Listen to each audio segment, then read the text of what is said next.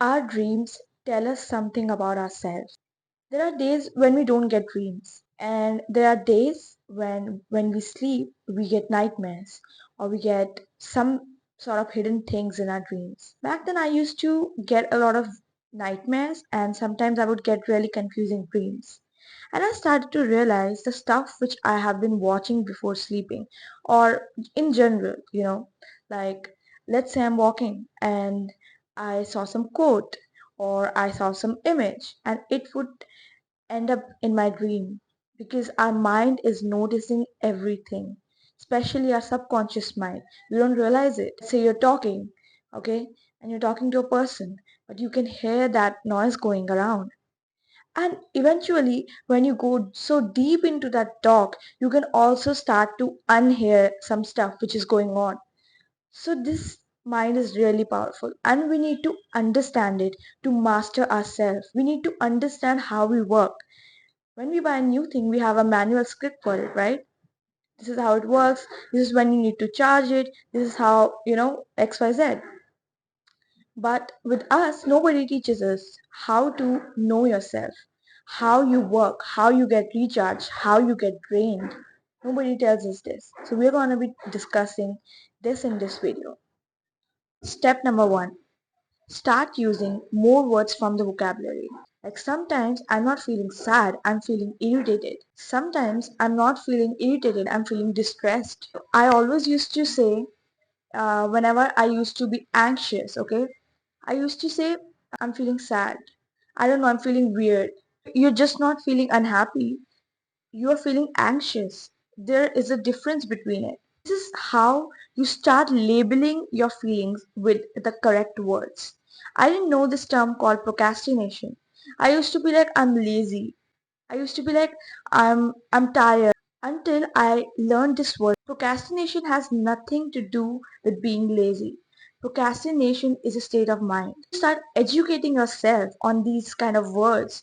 You literally have Google. You can search anything. Step number two, stop trying to bring positivity when you're just sad. Start finding meaning in it. So what I mean by this is when we're sad or we're down or we're unhappy, we're always focusing on how can I be positive now? When you're feeling sad, you're allowed to feel sad.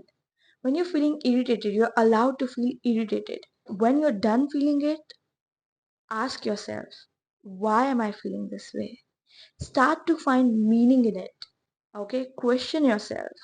Step number three, start noticing your patterns. Okay, when certain things happen, you react this way and then you isolate yourself in your room. And I haven't slept for like 8 hours, I'm always irritated in the day. It won't happen in one day. You would at least need a month to realize your patterns. You can notice your patterns by self reflection. By the end of the day, you can start journaling. After 1 month, when you go back to it, you would realize something. Oh, this is why I reacted this way. This is why this happened.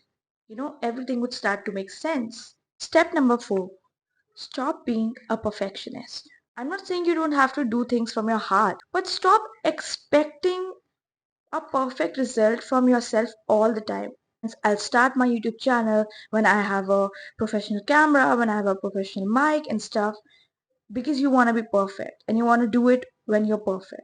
You're never going to be there.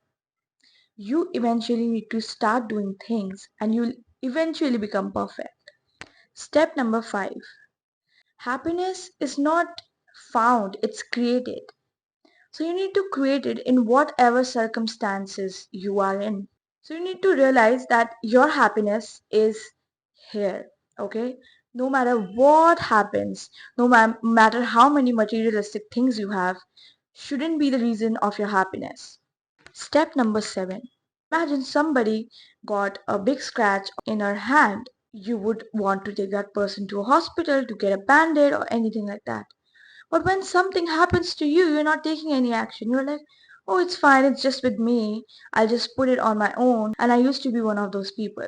If I would get hurt, if I was having some health issue, I won't go to the doctor because it's just me. I was taking myself like a very light deal. So start investing in your health. Start eating good stuff. Start eating stuff which would make you feel better in the long term, which would sharp your brain, which would nourish your body. Start focusing on such stuff.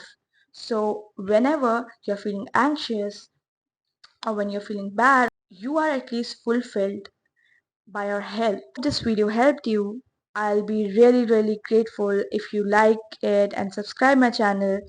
Bye.